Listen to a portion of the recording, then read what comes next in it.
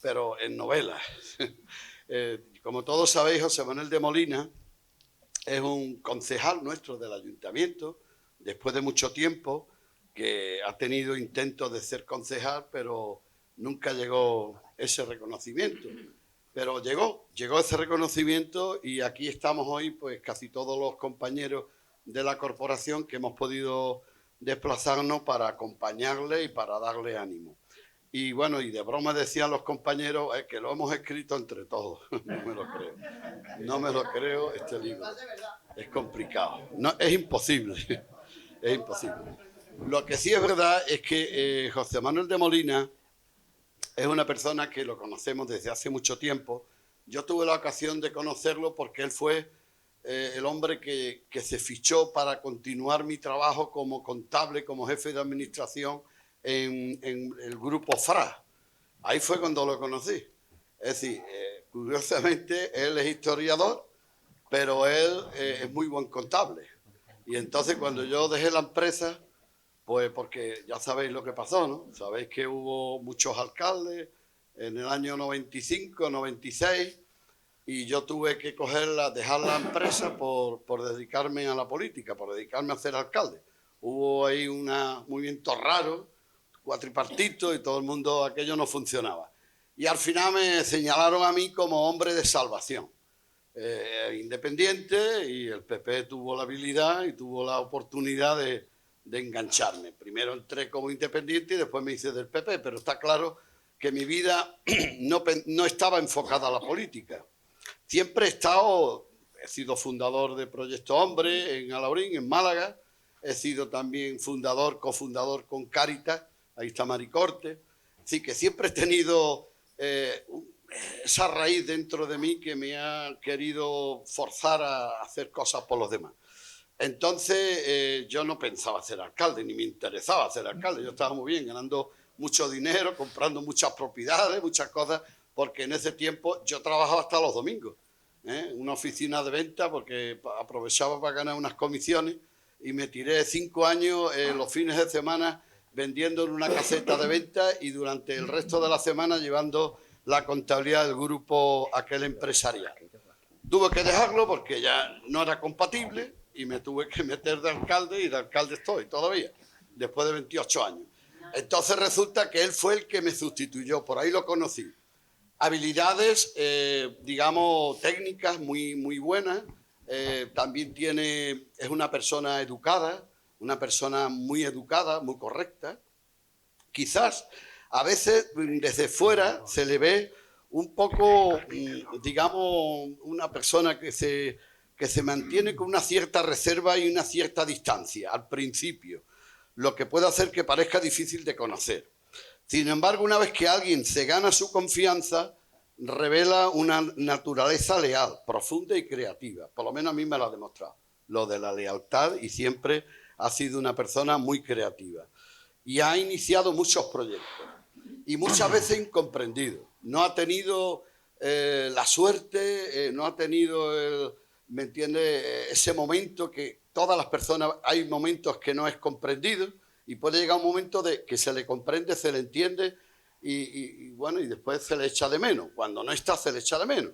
Pero es verdad que ha sido una persona que ha podido crear una cierta envidia o celos y no la han dejado de profundizar en la cofradía de los morados, y en determinados sitios no se le ha dejado de entrar con profundidad, como por ejemplo se ha hecho después, y al final ha hecho grandes investigaciones, grandes trabajos, cosas muy interesantes que aporta a nuestro pueblo, y ha escrito pues muchísimo. Es un investigador, archivero genealogista, ha trabajado en oficios tan diversos como docente, presentador de televisión, también es un guía turístico bastante bueno, domina el inglés, en la actualidad es concejal del ayuntamiento y es autor de numerosos libros y publicaciones que ha hecho, como Jávega, Péndulo y La Saeta, así como 7 ensayos de historia local. También eso siempre se lo he destacado,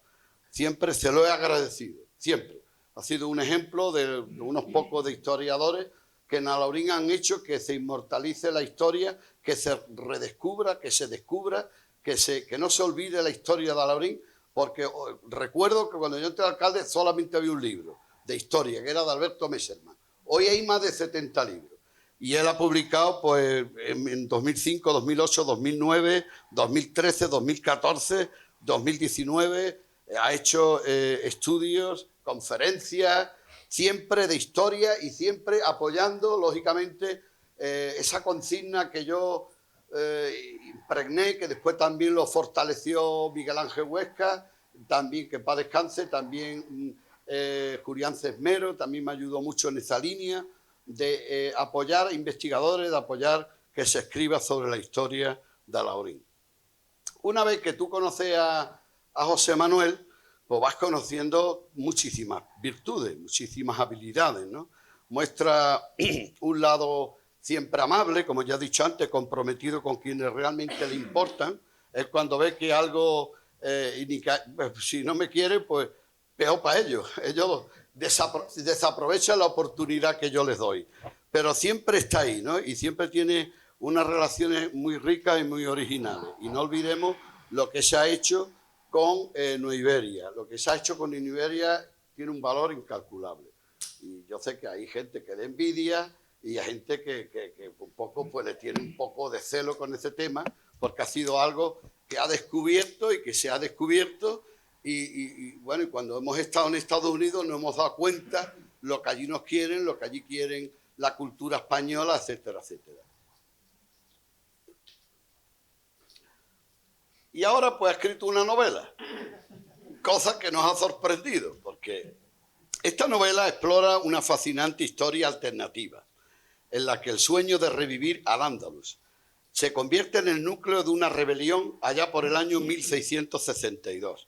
Ya sabéis que los moriscos fueron expulsados de España y medio siglo después esta expulsión de los moriscos, pues ahí se ambienta prácticamente esta novela en Blanca, que es un pueblo del Valle de Ricote, en Murcia, que es el pueblo originario de la familia de los Molinas, cuyos secretos y legados moriscos giran en torno a su misteriosa hacienda que se llama el Darrax.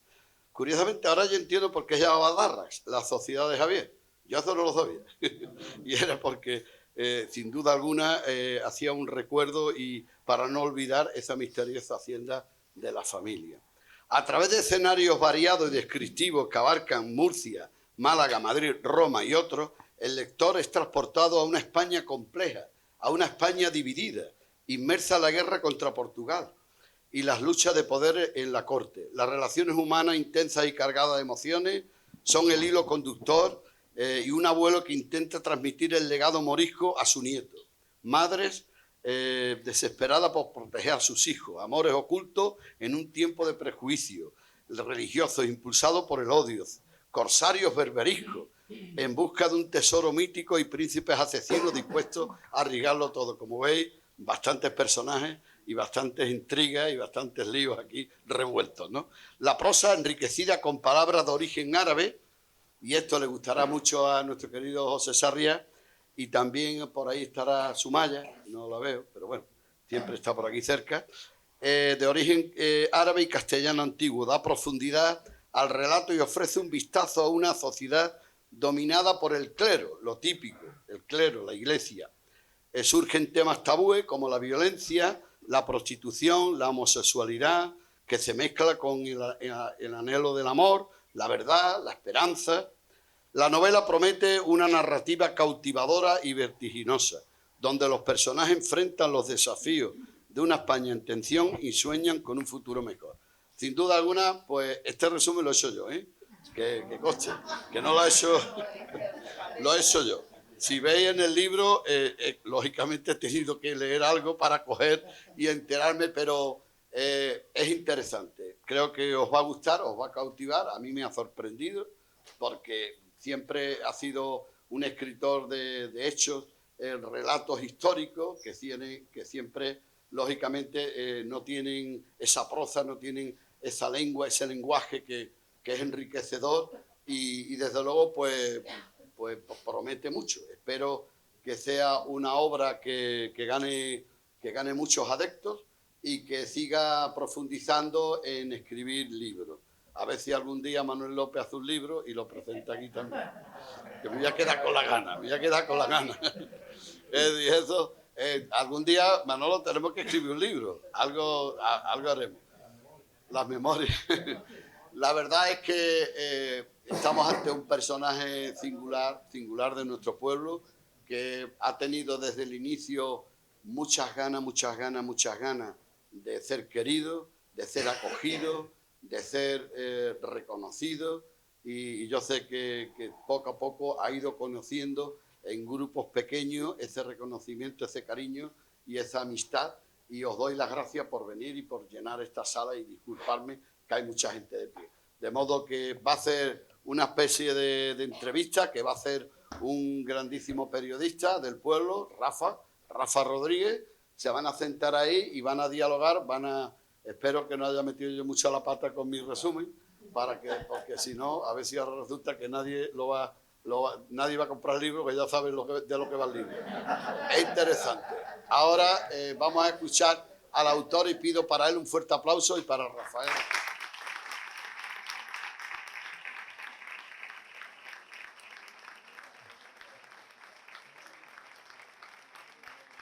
Bien, vamos a hacer un minuto de silencio por las víctimas de esta catástrofe que se ha producido en Valencia y también en Málaga.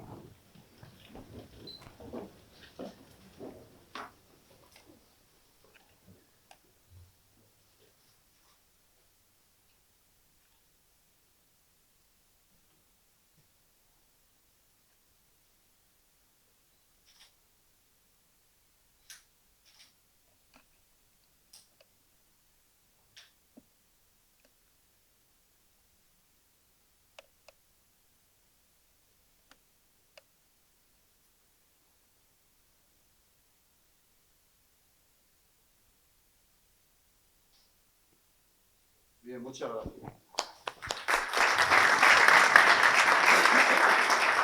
Bueno, pues como bien nos ha dicho nuestro alcalde, la presentación de este libro la vamos a hacer un poco diferente. Lo que queremos hacer como en un formato de entrevista, en el que primero le voy a preguntar yo algunas cosas a Manuel de Molina, que esa será una de las primeras cosas que le preguntaré, y después abriremos un turno de preguntas para que el público, quien quiera preguntar alguna cosa sobre la novela, pues también pueda hacerlo. A través de esta entrevista lo que pretendemos es un poco conocer, sin desvelar todo lo que es la trama que tiene, que es mucha, aunque parezca que es un libro que no es muy extenso, tiene muchísima trama, de Darraj, ¿no? Con J sería lo Darraj, sí. ¿no? Volver a ser lo que fuimos. Para empezar, ¿por qué a la hora de publicar tu primera novela, tú ya habías publicado libros históricos, ensayos históricos, decides tener un nombre diferente, un nombre artístico, y te pones Manuel de Molina? Bueno, aquí está mi familia y sabe que yo en la casa he sido siempre Manuel, Manolito, Manuel, mi madre, cuando estaba ya ahora mala, ya la pobre, siempre cuando me llamaba decía Manolo, Manolo, es decir, que yo en la familia siempre he sido Manuel, no una cosa nueva. Y en la pandilla, que también hay un amigo por ahí atrás, yo era Hermanuel, además así, sin la L al final, ¿no? En andaluz, bueno. A la hora de los libros que ha referido el alcalde, Joaquín Villanueva, muchas gracias por la presentación tan cariñosa, que demuestra el cariño que nos tenemos. Pues siempre he escrito con el nombre de mío, José Manuel de Molina Bautista, ¿no? Pero ahora, a la hora de escribir esta novela, pues, bueno, la aspiración, evidentemente, la presento aquí en el Alaurín de la Torre, y claro, esto que vaya, como dice aquí, al mundo mundial, ¿no? Que se conozca. Y ahí Manuel de Molina, que me identifico con Manuel, y es más cortito, pues digo, pues nada, vamos a los orígenes casi. Como un nombre artístico, ¿no? Sí. Lo primero que, como bien nos ha dicho nuestro alcalde, el título de la novela, ¿no? Darraj, volver a ser lo que fuimos. Darraj, una palabra que ha formado parte de tu vida laboral, profesional, durante muchísimo tiempo. Recuerdo la empresa que tenías con tu hermano de comunicación, tantos años aquí en nuestro pueblo, Diario La Torre primero, El Faro de Málaga después, que la matriz de esa empresa era Darraj. Correcto. Pues vamos a ver, una de las referencias que ha dicho Joaquín, dentro de las investigaciones históricas, yo hace ya muchísimos años, que ya lo tengo hasta olvidado, hice la genealogía familiar. Cuando me puse a hacer la genealogía, pues había muchas cosas curiosas, lo bonito de escuchar a las personas mayores, que yo siempre defiendo, vamos a escuchar a los mayores, que no hablan, que nos cuentan. Pues teníamos la tía Antonia, que estaba casada con un brigada de la Guardia Civil, y ella, yo para que la estoy viendo, con los pechos muy grandes, con los collares, con el abanico allí. Y tenía un antepasado marqués, ¿marqués? Sí, y otro que fue un militar muy famoso. Y yo decía, la ínsula de grandeza de mi tía, casada con un brigada de la Guardia Civil, en aquella época, hace ya 30, 50 años, ya más bien, era mucho, en un pueblo. Y cuando me puse a hacer la genealogía, pues descubro que efectivamente hubo un marqués de Darraj que tuve la suerte, yo siempre quería, éramos malagueños, de Gaucín, en la serranía de Ronda, por ahí hay otro primo por ahí atrás, y cuando me pongo a investigar resulta que venimos de Blanca, en la provincia de Murcia, y cuando voy a Blanca, que voy allí físicamente, en el archivo de la iglesia, que tuvieron la suerte de que no lo quemaron durante la Guerra Civil, se conserva intacto desde que se funda, desde 1500 y poco. Entonces puedo tirar para atrás y encontré el marqués, y encontré un hidalgo que aparece en la novela, y encontré un morisco que aparece en la novela. Yo precisamente, uno de los personajes, Ginés de Molina, pues los que estamos aquí en esta fila somos descendientes de ese Ginés de Molina, genealógicamente. Otra cosa es que la novela está evidentemente inventada, ¿no? Pero haciendo la genealogía, pues es esa dualidad que yo creo que también me ha perseguido toda mi vida. Por un lado, hidalgo, es decir, el padre era hidalgo, era de Molina. Pero resulta que la expulsión de los moriscos, para que no expulsaran a la familia de la mujer, que era de apellido Candel, el hombre estaba viudo y en segunda nupcia se casa con esta morisca. Nosotros descendemos de esa segunda, de la morisca, y eso está demostrado con papeles. Pero, y ahí en la novela, pues aprovecho eso para inventarme, pues en la historia esta de los follones de los hermanastros, uno que son moriscos con otro que son hidalgos, y bueno, los malos malísimos, los buenos buenísimos, y hablaremos de eso. Vamos al origen. ¿Cuándo decides empezar a hacer una novela de ficción? Tu terreno siempre ha sido el de la historia, tú te has especializado en la genealogía, en hacer ensayos históricos muchísimos de la provincia de Málaga y también muchos de nuestro pueblo de Alhaurín de la Torre, pero de repente cambias de tercio un poco, porque seguís con una base histórica, pero te metes de lleno en el mundo de la novela de ficción. ¿Dónde está el germen? ¿Cuándo decides, quiero escribir una novela? Eso siempre ha estado ahí. Yo me acordaba de chico, cuando yo leía, seguro como muchos que hay aquí, las novelillas, ¿os acordáis de aquellas que valían 25 pesetas, que eran los cuadernos ilustrados, de novelas de Daniel Defoe, por ahí dicen que sí, de Daniel Defoe, de Salgari, de Julio Verne? A mí de chiquitillo me gustaba. Y yo, cuando digo estudiante, yo ya escribí una novelita de unos que iban a unas cosas que quedaban en una isla perdida, unos náufragos y esa historia. Lo que pasa es que después, claro, el trabajo, los follones, eso lo dejo a un lado. Cuando empiezo la investigación histórica, yo solo tenía siempre pendiente. Precisamente, el primer trabajo de historia de Alhaurín de la Torre se publica cuando Julián Sesmero era concejal, junior, en 2005. Pues en el 2004, hace 20 años, cuando yo estaba investigando para esa novela, me voy al Archivo Naval de Madrid, del Archivo del Histórico Naval de Madrid, buscando cosas de Alhaurín de la Torre en un archivo naval. Yo que también tenía mucha fe. Bueno, pues encuentro un combate en la bahía de Málaga, cerca de Torremolinos, de un barco de la Armada Española con un barco morisco. Y hace 20 años lo fotografío y digo, para mi novela. Que cuando leáis la novela y veáis que hay un combate naval, de hace 20 años que encuentro la base, porque yo no conozco los términos marineros, y me baso en lo que leo hace 20 años. Por eso digo, es una cosa que estaba ahí. ¿Qué pasa? Empieza a publicar los libros de historia de Alhaurín de la Torre, en 2005, en 2008, 2009, van saliendo uno tras otro. Por aquí que está mi hijo, y con mi hija me decían, papá, ¿cuándo va a escribir el bestseller? Me decía, claro, escribir estos libros de historia nos interesan a muy poquita gente, vamos a ser realistas. Un ensayo histórico lo leen muy pocas personas. Y entonces el hacer una novela que ya sea una trama de aventuras, que tenga otro montón de cosas, pues era ya ese gusanillo. Y ahora como 2 años que dije, ponte ya. Salió el tema de concejal, lo tuve que dejar parado, hasta el punto de que había veces que yo decía, ¿por dónde voy? Me tenía que poner otra vez a releerme el libro porque yo ya no me acordaba. Digo, ¿dónde están los personajes? ¿Este es donde me lo dejé? Porque hay una trama que espero que os guste y que ojalá algún día la veamos hasta en televisión, porque yo no quiero ser un fantasioso. Pero es que es una trama, cuando la veáis, que dice, Dios mío, ¿cuántos personajes? ¿Cuántas cosas? Que da para muchos capítulos de una serie, aparte de para el libro, ¿no? En fin, que todo se ha sido masticándolo mucho tiempo hasta que ahora por fin ve la luz. Y ese proceso final, cuando ya te plantas y dices, venga, voy a escribirlo, aunque con esos impases, porque comienzas tu andadura política, tienes que parar un poco, vuelves a retomarlo, cuando una vez que ya escribes lo que es la novela y dices, esta es mi novela, la tengo terminada, ¿qué haces? ¿Cómo pasas de ahí a encontrar una editorial para publicar? ¿Cuál es el...? Eso es una cosa que muchas veces no sabemos todos los que leemos libros y nos gustaría saber cuál es el proceso, un poco lo que se pueda contar. No, todo muy fácil. Aquí hay muchos escritores que estoy viendo, ahí no voy a decir ninguno, pero veo unos pocos de escritores y pintores. A ver, todos cuando escribimos algo, lo nuestro es lo mejor, ¿no? Estamos muy contentos de nuestro niño. Pero cuando quieres publicarlo, te das cuenta que hay muchísimos. la cantidad de poetas que hay, ¿verdad? José Sarria, ya que lo ha dicho antes el alcalde, la cantidad de pintores, la cantidad de gente, y todo el mundo quiere publicar. Entonces, cuando empiezo con la novela a ver cómo la publico, pues me encuentro que los grandes sellos, no voy a decir ninguno, no confían en ti. Te derivan a los segundones, y los segundones funcionan como imprentas. Y cuando digo como imprenta, este libro, ¿cuántos quieres? ¿100, 200, 300? Vale tanto. Te lo cobran, tú pones el dinero, tú lo compras, ahora lo pasaremos a la venta, y ahí búscate la vida. Buscando distintas empresas, por fin encontré esta, se llama Rubric, que es una empresa de Vizcaya, que me pareció que me ha dado un buen servicio, que le pedí una portada diferente, también les contraté una revisión del texto. Yo escribo, me precio, como soy de lo antiguo, de escribir sin faltas de ortografía, pero es verdad que hay a lo mejor a la hora de expresarte no sabes bien. Entonces este libro pues está pulido, se ha revisado, la correctora me decía, yo observo esto, ¿qué te parece? Y yo daba el visto bueno sí o no, ¿no?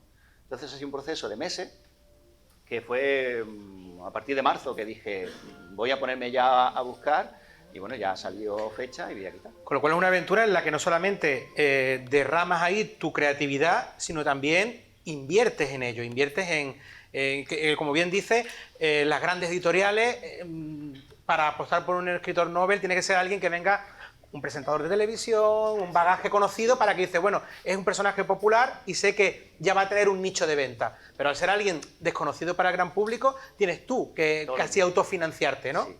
Y ten en cuenta que esto no se va buscando ganar dinero, eso tiene que quedar claro. Es decir, lo que vas buscando es decir, bueno, me he gastado un dinero, voy a ver si lo puedo recuperar y voy a ver si consigo que lo leáis, que cada vez leemos menos, que lo leáis, que os guste y que tenga un recorrido. Y si ese recorrido va funcionando y va avanzando, pues en mi cabeza hay una trilogía. Es decir, yo ya he puesto a pensar, yo ya tengo pensado 3 partes. Que la cosa no es decir, solo me quedo con este. Si va bien, si gusta, ahí esta editorial también me da el formato de pub, el formato libro electrónico. Se va a poder pedir a cualquier librería de toda España y se le imprime y se le manda. Además va a estar en grandes plataformas digitales como Amazon. Es decir, si eso funciona y eso se mueve, pues me animaré y diré, pues venga, voy a hacer otra. Si no, vale, no es que no haya triunfado, es que digo, bueno, tampoco esto no se trata de ganar dinero, y si a la gente no le gusta y no gana dinero, pues vamos a dedicarnos a otra cosa. Esa es la idea. Vamos a hablar un poco de la novela, de Darrach, volver a ser lo que fuimos. Déjame que te haga una cosilla. Dime. Antes me decía lo del título de Darrach, ¿Sí? Y lo de volver a ser lo que fuimos. ¿A ustedes os suena volver a ser lo que fuimos? Los andaluces queremos volver a ser lo que fuimos. Sí, sí, sí, Lo de nuestro dice himno. Nuestro himno de Andalucía. Y eso se lo debo a Maripepa, que está por ahí sentada también, que fue una de las lectoras beta, podríamos decir, de la novela. Cuando le pasé la novela, dice, me gusta muchísimo, me dio varias correcciones, varias cosas, y dice, pero en el título me dice poco, ¿por qué no añades algo? Y entonces se me ocurrió el volver a ser lo que fuimos, porque en esa trama morisca, en ese al-Ándalus idealizado, de cultura y de todo, que hay una gran parte ahí, pues bueno, pues por ahí fue añadir eso. Ya, perdóname. No te preocupes. Lo primero que uno se encuentra cuando abre, yo ya he tenido la oportunidad de leer, no me lo he leído todavía entero, pero sí me he leído buena parte del libro. Lo primero que uno se encuentra cuando empieza es una nota tuya como autor en el que dices que vas a utilizar determinados vocablos, determinadas palabras escritas o pronunciadas tal y como se hablaban en aquella época, ¿no? Son palabras que en un principio es verdad, cuando lees tú dices, bueno, ¿yo cómo me voy a enterar ahora de todas estas palabras? Pero es verdad que después, en el contexto, captas muy bien cuál es el significado de la palabra en cuestión. Muchas se parecen a cómo se pronuncian hoy en día, otras no, pero es verdad que en el contexto... ¿Por qué has querido mantener esas palabras clásicas, esas palabras de aquella época? A ver, yo si hay algo que me gusta a mí siempre es divulgar, con el tema de guía de turismo, con el tema de la cultura. Cuando estaba con la Asociación Puente del Rey, cuántas visitas guiadas gratuitas hemos hecho, ahora con la visita teatralizada en el cementerio, la otra visita de la Laurinsonio, ¿te acuerdas que se hace? Sí, sí, sí. Es decir, que por aquí está Maribel también. Es decir, la cuestión es divulgar. Y dentro de la novela, perdonadme a lo mejor que soy muy pretencioso, pero es contar que no sea una novela fácil, es decir, no es una novela facilona. Entonces ahí, como estamos además en un contexto histórico de palabras de la época, pues la palabra selfie no existía, ¿que no? Pues entonces no voy a meter selfie, tendré que buscar otra cosa. Pero claro, luego hay palabras que se han hecho arcaísmos muy rápido. La sociedad no para de cambiar y cambian de moda las palabras. ¿Qué te digo yo? Alacrán. Antes decíamos un alacrán y ahora decimos escorpión. Hay palabras así, o la fregona se inventa el siglo pasado, ¿no? Antes, ¿cómo se fregaba el suelo? Pues por una jocifa, ¿no? Jocifar. Entonces son palabras que ya rápidamente no se usan. Entonces las personas más mayores que están aquí seguro que la conocen, y los jóvenes menos, pero como tú bien dices, dentro del texto, dentro del contexto, aparte de la nota previa que te deberías de leer, pues se entiende todo, creo yo. Decías que no es una novela fácil, pero yo te voy a matizar un poco. No es una novela fácil, pero tampoco una novela difícil. Y me explico. Cuando uno ve que es una novela histórica, determinados lectores dicen, a ver, tú el tocho que me va a soltar ahora de datos históricos, esto no me... Es una novela, la novela histórica suele alejar al lector mundano. Es muy de nicho, muy de al que le gusta la novela histórica, lee novela histórica, y al que no, la rechaza. En este caso, es verdad que tiene novela histórica, pero también es fácil de leer porque tiene muchas tramas. Es decir, que no es solo contarte unos hechos históricos, un contexto histórico, sino que hay muchas tramas, muchas situaciones que la hacen fácil, la hacen interesante de leer. Y por eso te corregí un poco lo de no es una novela fácil, porque eso creo que puede echar atrás a los lectores, y no es así. Es una novela que tiene mucha trama también de personajes. De hecho, era una de las preguntas que te quería hacer. Aunque haya algún protagonista, es una novela muy coral. Sí. Hay muchos personajes que parece que van saliendo, aparecen, desaparecen y parecen muy importantes, o que van a ser el más importante en la trama y después parece que no, ¿no? Efectivamente. Hay personajes que en algún momento como que caen mal y después caen bien, o que caen bien y después caen mal, que como la vida misma, ¿no? No todos siempre tenemos una de esta lineal, ¿no? Tenemos nuestros momentos. Y eso hace que sea más ameno de leer. La pregunta es, ¿querías hacer una novela coral o ha sido algo que te ha salido a la manera de ir escribiendo poco a poco? Yo no puedo decir, es que he hecho una novela que tenía premeditado. Yo he hecho una novela donde he disfrutado mucho investigando, donde me he documentado, y en esa documentación he pasado horas y días buscando cómo era un edificio que hoy no existe, una iglesia que describo en Madrid de los mínimos, que ya no existe, y cómo era entonces, y cómo me busco yo cómo era entonces, si busco una imagen, si busco una descripción, que las hay, si describo un viaje por carretera, cómo era el viaje por carretera, hoy cogemos toda la autovía, pero entonces, ¿qué pueblo pasaba uno por la carretera? Es decir, yo he disfrutado muchísimo. Y ahora, al tema de los personajes, yo alguna vez he escuchado esa historia de los escritores, los personajes cobran vida. ¿Tú no has escuchado eso? Sí.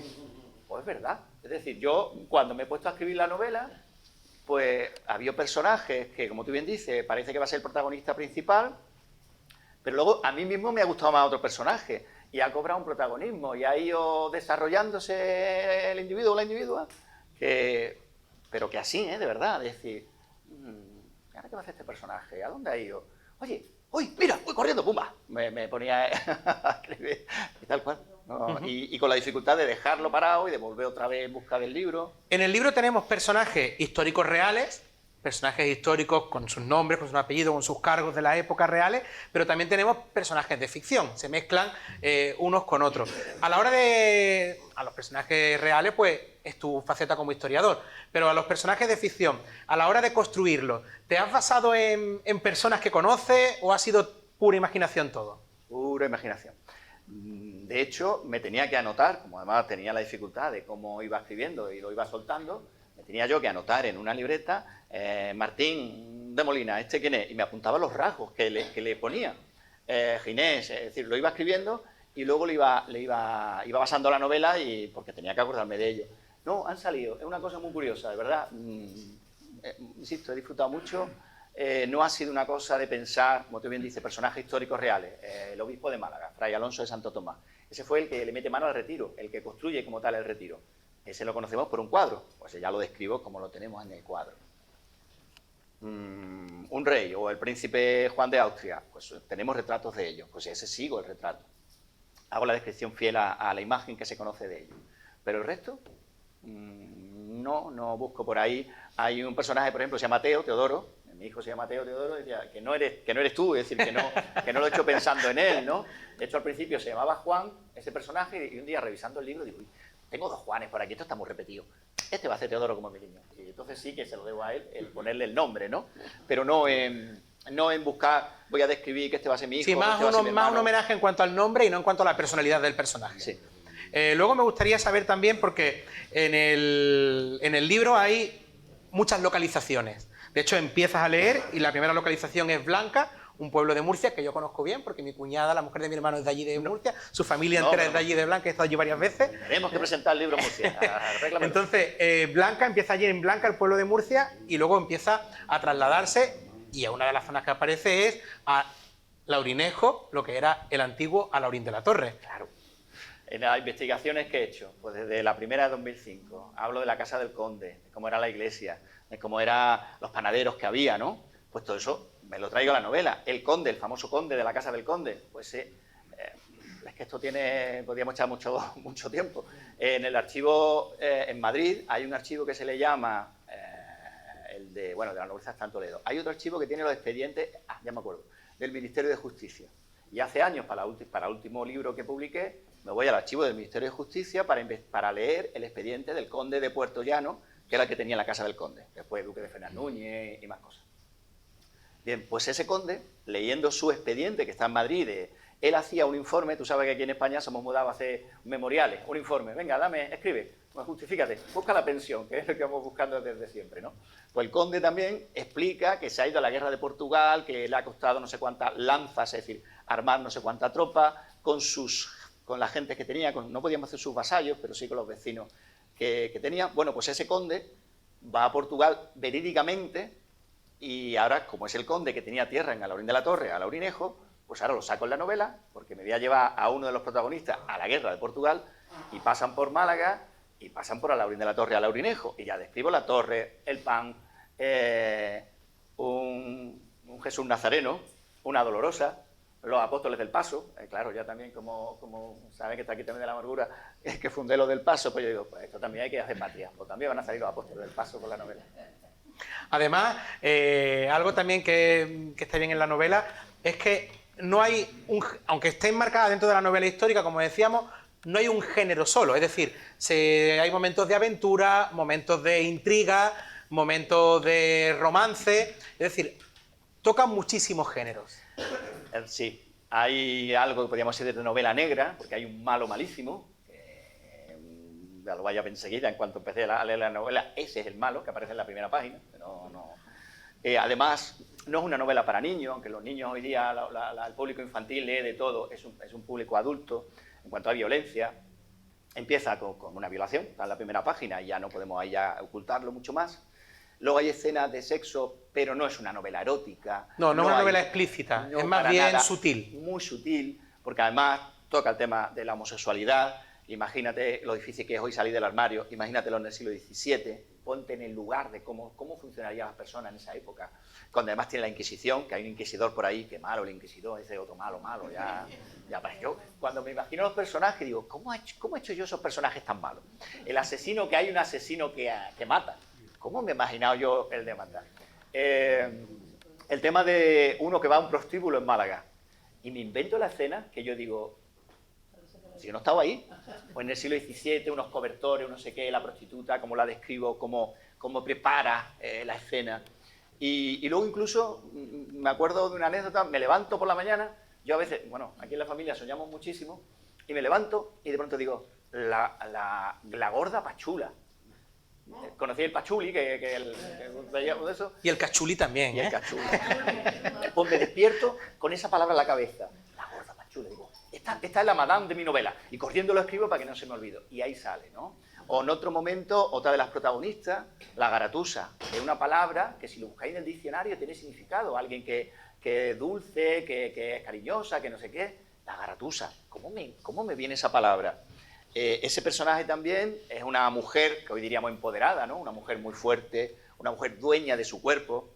Esa quizá también otra de las características, Rafa, de la novela, que si te olvidas que es del siglo XVII, parece que es de hoy. Eso es lo que te iba a decir. Que es de hoy, ¿no? Que es una novela en la que se tratan muchos temas actuales. Muchos temas actuales, desde la perspectiva de la época, sí, pero muchos temas que hoy en día se tratan con mucha más naturalidad que afortunadamente en el siglo XVII. Me pasó una cosa también, ya la cuento, ya que me escucha poca gente, que haciendo la trama me di cuenta que había demasiados homosexuales. Es decir, empezando la trama, digo, hay un pedófilo, mamón, vamos a decir, del pedófilo, vamos a decirlo más corto. El pedófilo, el no sé qué, el cura, los curas, qué mal dejo los curas, por Dios, digo, como los católicos que somos. Bueno, hay un momento que dije, hostia, pon aquí algo hetero que te está pasando. Y entonces ya pues aparece ya también la pareja típica, ¿no? De todas las novelas, ¿no? Bueno, parecen varias, ¿no? A mí, lo que llevo leído un poco de la novela, me llevó un poco, no sé si alguno la habréis visto, una magnífica serie de Movistar Plus llamada La Peste. Es una serie también basada en la época y es una serie en la que en una época también... Ah, esa que sale... Sí, la de Paco León. De Paco León, ya me acuerdo. Efectivamente. Sí. Que tiene muchas tramas, tiene la parte de un asesino, novela negra, tiene romance, tiene aventura y tiene el contexto y me recordó mucho a ese tono así tan distendido que tenía esa serie. Cierto. Me acuerdo de esa... No me he inspirado en esa. Yo me acuerdo que una vez con la biblioteca, cuando estaba escribiendo también, dices tú, ¿cómo me está quedando? Me estoy pasando en la narrativa y me faltan diálogos, porque a veces piensa uno, claro, hay que pensar cómo describe una situación, cómo describe el personaje y cómo mete los diálogos entre ellos, ¿no? Claro. Y a veces dice, me estaré quedando corto. Me acuerdo que vine aquí a la biblioteca y busqué un libro de Pérez Reverte, que digo, voy a leerme a ver cómo lo hace este, porque no vaya a ser que no vaya bien enfocado, ¿no? Pero sí, iba el mismo estilo. Y ya que digo lo de Pérez Reverte, ya sabéis que hay muchas novelas que siempre habla de Flandes, ¿no? Siempre lo típico en las novelas históricas españolas de esa época, las guerras de Flandes.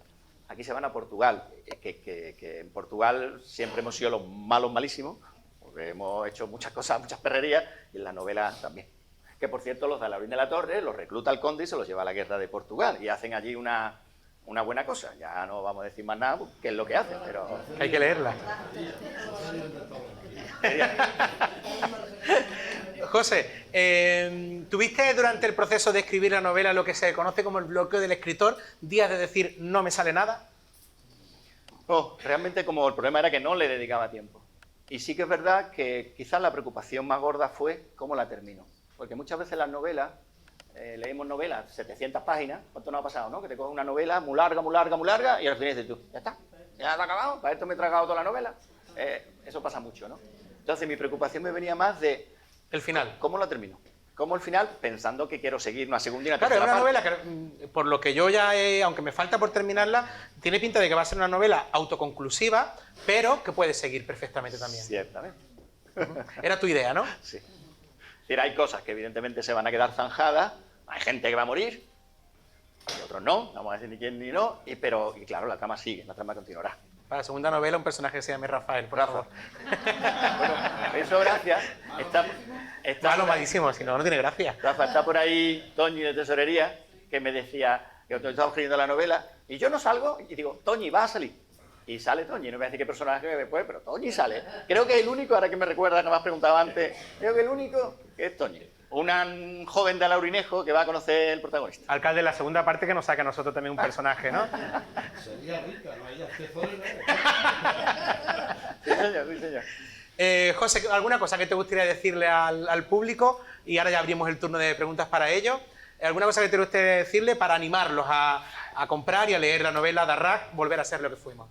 A mí me parece que es una novela que algo aporta. Quiero decir, no es la típica novela de aventura, y creo que la has dicho tú, ni es una típica novela ñoña de romance, con mi respeto, ni es solo aventura, porque no es ese clasicismo de la novela de aventuras, ¿no?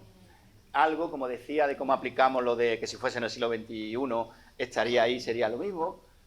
Entonces, lo que me gustaría, pues que la leyeran, que le gustasen, que la recomendaran para que evidentemente se pudiera vender y saliera la segunda y la tercera edición y la otra novela, y que la disfruten tanto como la disfrutan. Vamos a hacer un poco de promo. ¿Cuánto nos cuesta la novela de Manuel de Molina de Arrach, Volver a ser lo que fuimos? La novela se va a vender ahora cuando terminemos, ahí en el lateral, a 20 euros, número redondo, estará en la librería La Plaza también para poder comprarla, y estará por internet también, que hoy no está, pero me han asegurado que la semana que viene ya va a estar también disponible en el formato digital y demás.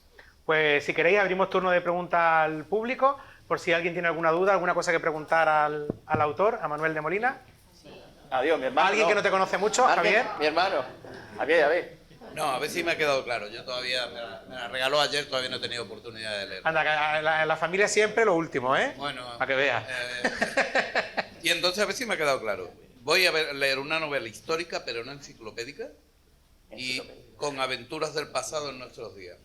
Y que sí, aventuras del pasado en nuestros días. ¿No enciclopédica quiere decir? Sí, que no es una aventura, Yo que no es que no están llevadas a la realidad. Es decir, Por lo no que voy a llevo- leer una enciclopedia. Por lo que llevo te corrijo en una cosa, más que aventuras del pasado en nuestros días, aventuras de nuestros días en el pasado. Al revés. Es posible. Es decir, hay tramas que son muy actuales, pero que se desarrollan no en la actualidad, sino en la época pasada. Vale, perfecto. Y bueno, ya por lo último, ya por echarte un cable, ¿buen regalo para los Reyes, para esta Navidad? Claro, para la Navidad. Y para el Black Friday también, ¿eh? A ver, a lo que En quieras. el Black Friday a 19,99. ¿Alguna pregunta más? Venga, animaros. Allí, Carlos.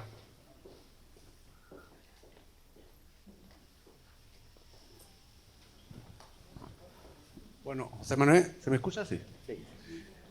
Como aficionado a la novela histórica, siempre he tenido una curiosidad, es en saber, desde el punto de vista de un escritor, cómo mezcla la ficción con los hechos reales. Si es muy dificultoso, si es fácil, ¿cómo lo ves tú desde tu punto de vista como escritor?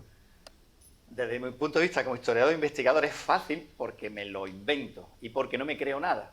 Yo soy de los que dicen, ¿Cristóbal Colón descubrió América? ¿Seguro? Pues yo empiezo por ahí, ¿no? Entonces, eso llevado a la novela, los personajes realmente pues nos han vendido de ello una serie de cosas. Y en la historiografía, cuando éramos chicos, nos contaban una cosa y ahora ya de mayores nos cuentan otra y a los niños le cuentan otra, ¿no? Entonces yo cojo el personaje, bueno, y hago con él lo que me da la gana. Es decir, ha sido fácil en cuanto a que he cogido el personaje. Sí, a veces si hay un retrato, como el obispo Fray Alonso, que fue hijo bastardo de Felipe IV, pues ya tengo ahí una cosa muy fuerte, un hijo bastardo de un rey. Y tenemos sobre él mucho investigado y se sabe mucho, pues por ejemplo, que quiso entrar de fraile, de cura, y no querían, no lo dejaban, porque el rey no tenía heredero y ese niño tenía que ser príncipe, no obispo, como fue. Entonces, a partir de ahí, me invento un montón de cosas. Luego, en esa época, en el siglo XVII, muere muchísima gente envenenada, o de dolores de tripa de pronto muy gordo. La madre de este obispo, Fray Alonso de Santo Tomás, muere de pronto. El Juan de Austria, el otro bastardo que tenía el rey, también muere. Todo el mundo muere muy rapidito. Pues eso me sirve a mí para meter una trama. Está claro o parece ser, que morían envenenados, pues yo aseguro que murieron envenenados y lo meto. Y ya entonces... Has rellenado lagunas de la historia con ficción, Sí. creada por ti. ¿Algún personaje ha cambiado de que empezó siendo malo y terminó siendo bueno? ¿O pregunta al alcalde que si algún personaje empezó malo y terminó bueno. No, el malo ha sido cada vez más malo. Malo, malísimo. El malo que sale al comienzo es un malo malísimo. Para la próxima novela ponga algún cura bueno también, que también los hay, que también hay que poner, no solamente... Ya broma, hay algún cura también bueno. También en esa época vaya a ver, pues que si sale dominico, mínimo, bueno, carmelita. Y es que en esa época hasta el 25%, y ahora me sale la vena historiador, el 25% de la población, que se dice pronto, 1 de cada 4 estaba en el clero.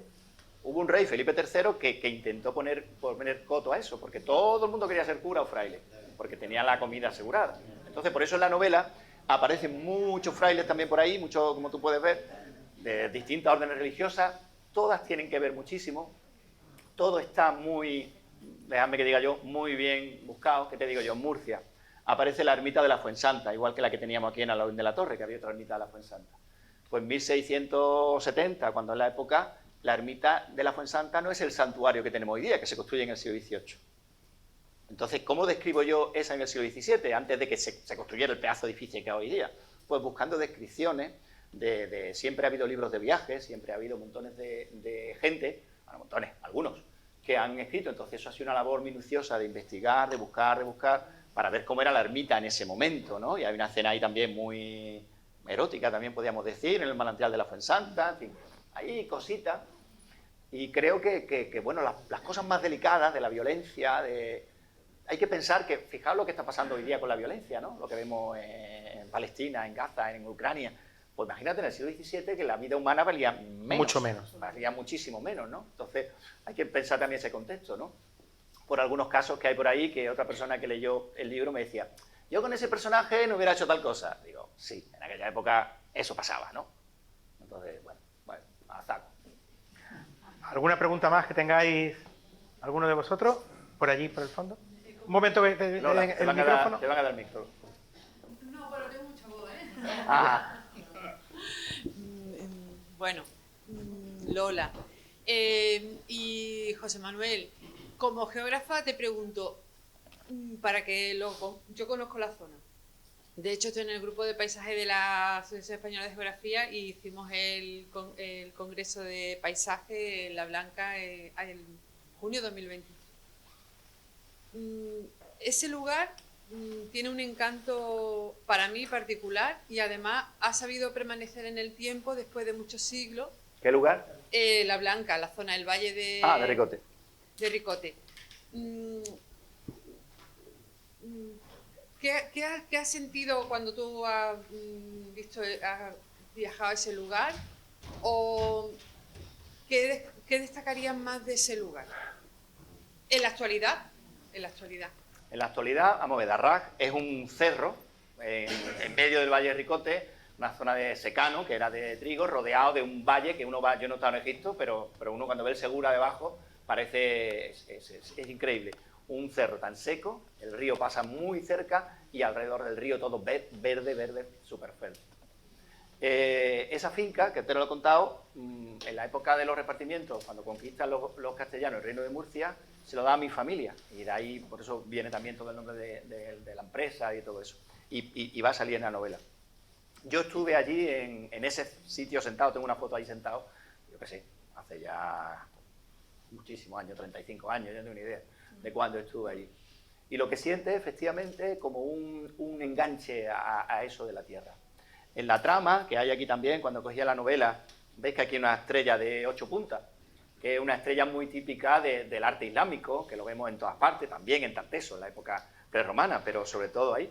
Y esa es la trama morisca, porque hay un escritor holandés que vive allí en Blanca, que hizo un libro que se lo compré hace muchísimo tiempo, estoy hablando de 2004, 2002, hace mucho, que investigó que los moriscos no los expulsaron a todos. Y esto es por lo que decía antes también, el tema de la trama histórica y demás. Es que nos cuentan muchas cosas, y esta novela también va de que no los expulsaron a todos. Ya he explicado antes que es genealógicamente, si me pongo a investigar mi antepasado, yo desciendo, mi padre, vamos a decir, mi tatara, era un hidalgo castellano, pero la madre era una morisca. Y en el pueblo es que la población morisca se queda allí, y eso está demostrado con investigadores. Y eso es, dentro de la historiografía, lo que hablábamos antes. Antes contábamos siempre la reconquista, y hoy en día se dice más conquista, no reconquista, porque sí que fue una reconquista de un punto de vista religioso, pero político.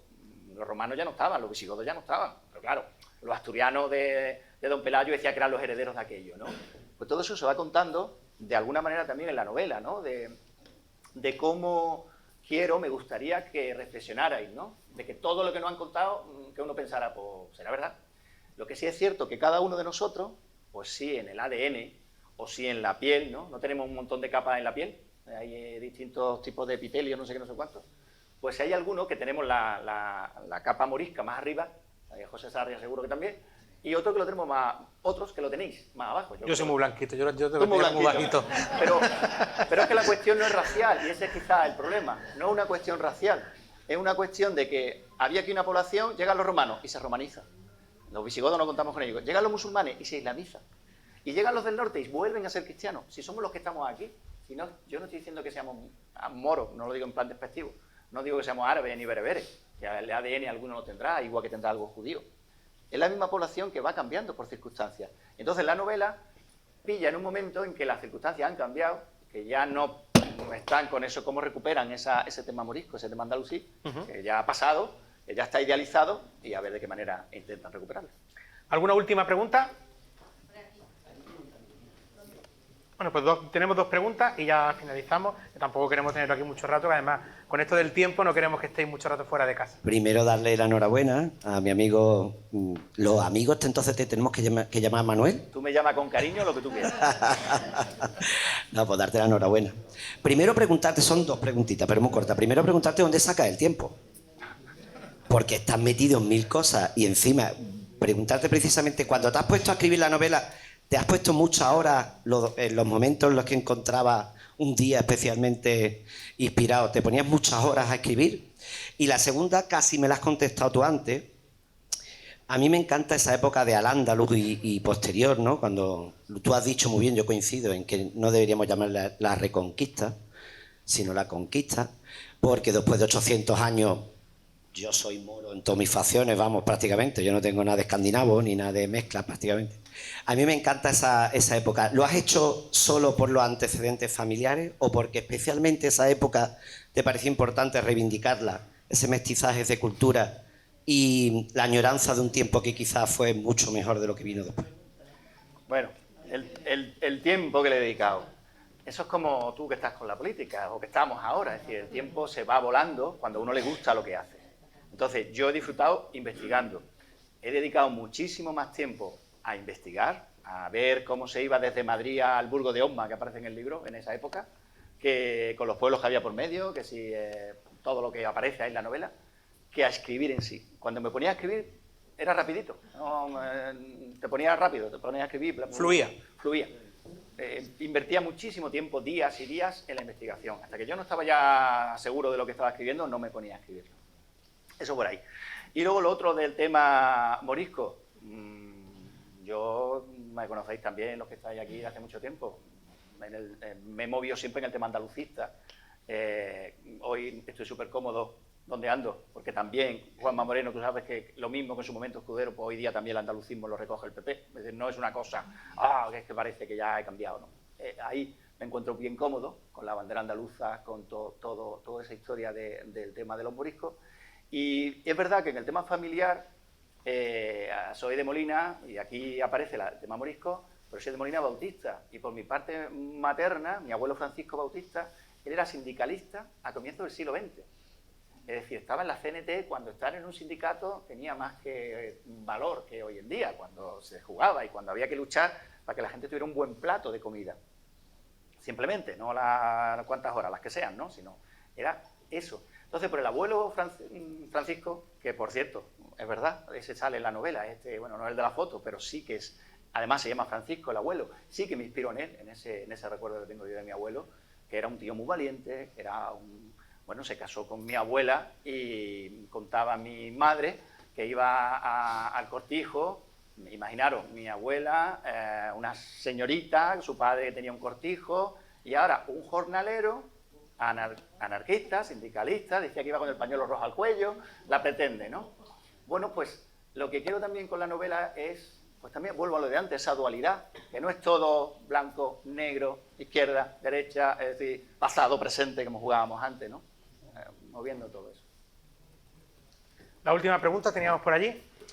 Hola, buenas noches. Bueno, en primer lugar, enhorabuena por el acto, por este formato tan atractivo que a mí me parece súper acertado. Bueno, yo sé que José Manuel, como todos lo sabemos, todos lo conocemos, tiene un gran fondo de armario histórico, tendrá miles de datos y miles de... Entonces yo sé que bueno, la novela que vamos a ver ahora y vamos a comprar ahora, bueno, él algunas cosas pues la habrá utilizado, como él bien decía, pues se ha llevado el tema del Aurinejo porque tendrá mucho, pero seguro, y si está diciendo que es del siglo XVII, donde la letra de los archivos es infernal, yo creo que de las épocas más difíciles de descifrar, que quisiera saber qué le ha costado, o sea, qué cosa de escribir o qué personaje o qué situación histórica él se ha propuesto y digo, esto no me lo voy a inventar y esto no lo tengo y esto lo tengo que buscar. Como yo sé que él es una persona muy concienzuda y si se le mete una cosa a la cabeza la saca, entonces yo sé que alguna cosa pues seguro que se la habrá trancado un poquito y es curiosidad mía saber ¿qué elemento histórico ha sido el que más le ha costado investigar? Evento, situación o recreación. Curiosamente, por ejemplo, como estuve también trabajando en el tema de la archivística y estuve haciendo mis prácticas en la Catedral de Málaga, pues eso se nota también, o sea, en la Catedral de Málaga, y sale el tema de archivística en cuanto a los documentos. Muchas veces nos pasamos y decimos, este papel, esto está escrito, esto está en un documento, esto está en un testamento de tal fecha, pero es que siempre ha habido falsificaciones, no solo ahora, no se ha inventado todo eso ahora, ¿no? Entonces, lo que me ha costado, bueno, más que me ha costado, porque ha ido todo bastante rodado, una vez que me he puesto a investigar, es que he descubierto que aparecen muchas cosas de agricultura. de jardinería y de cosas de esas. Y digo yo, vaya, que me he descubierto yo ahora que me gusta el tema ese de la jardinería, ¿no? Por ejemplo, hay muchas referencias a ese tema de la agricultura, de la jardinería, por el retiro, por más cosas que veréis en la novela. Y ahí sí que me he documentado cuáles eran los manuales, los tratados que había de agricultura en esa época, de flores. Es decir, ese ha sido un campo nuevo que no lo tenía tocado hasta ahora.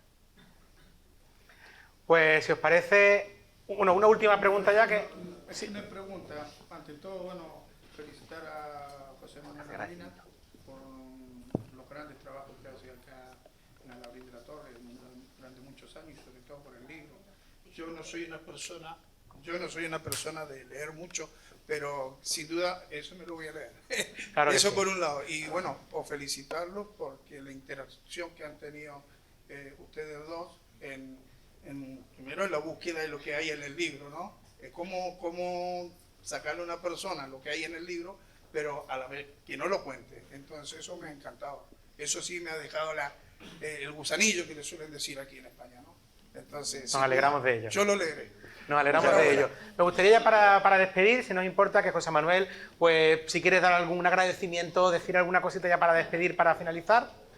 Primero, el agradecimiento, bueno, a ti, Rafa, por este rato Placer. también que has contribuido a que sea, espero que ameno. Y por supuesto a todos ustedes, que no sabéis la cantidad de gente que me ha escrito, que si hubiésemos venido todos, de luego no cabemos. Bueno, ya no cabemos. Os doy las gracias por haber venido, ya sabemos las circunstancias que hay, ¿no? Tan trágicas, y como eso asusta. Y con lo cual, el que hayáis decidido venir a acompañarme esta tarde, pues la verdad estoy muy, muy agradecido. Siempre cuando uno hace las cosas, pues no sabe cómo vienen para uno. Esta lámina que está en la parte inferior es una acuarela que me regaló un amigo que conocí en Bobadilla, en la Expo Cofrades, un amigo de Murcia, y me regaló esta obra. Y luego, pues, tengo que dar las gracias, aparte de la editorial, que ha hecho un buen trabajo, la correctora Rocío Cascallana, que ha hecho un gran trabajo, aparte de la obra esta de Bernabé Fernández Olmedo, pues me gustaría dar las gracias a algunas personas que me gustaría llamarlas y darle un ejemplar. Sin que sea el orden ni más importante ni menos importante, una de las dos primeras personas, bueno, ya tienen el libro, una de las dos primeras personas que leyeron y que me animaron a seguir son mi hermana y mi hijo, así que por favor venid todos aquí, que todo el mundo, yo me pongo de pie.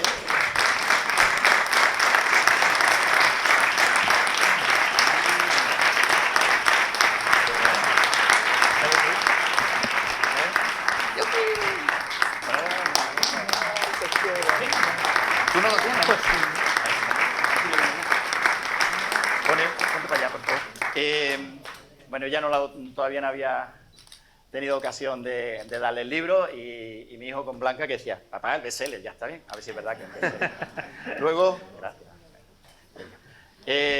Otra persona que también me ayudó muchísimo, que está por ahí, es mi mami Pepa, como le digo yo, Mari Pepa, que, por favor, ven Mari Pepa, que ha hecho también esfuerzo, que aquí estamos todos ya más o menos cacharraillos, ha traído su hija con mucho cariño.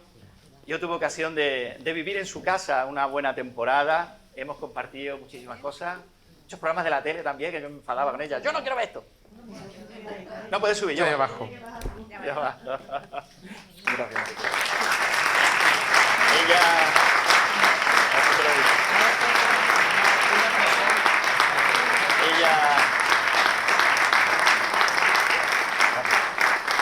Ella me... El único mérito que yo tengo es que le he dicho mucho que tenía que seguir la novela, porque te trabajaba mucho y la tenía un poquillo abandonada. Y yo le decía, termina. ¿qué o no? Sí.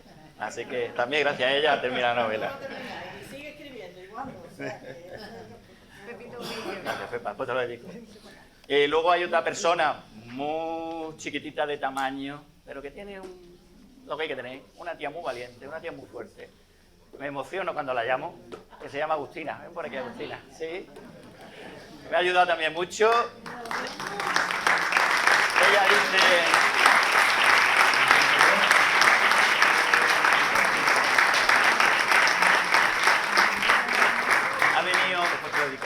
Ha venido de Vélez Málaga también con la familia, muchas gracias, y también me anima muchísimo. Así que, muchas gracias. Gracias a ti. Y ya...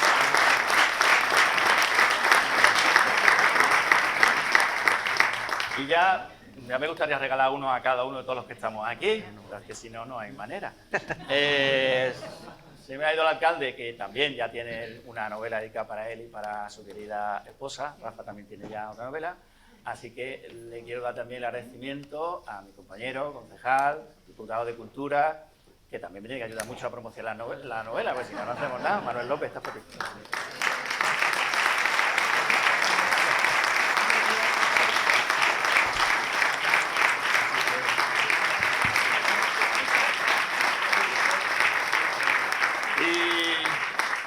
Y ya está, lo dicho, que no sabéis lo que agradezco de verdad.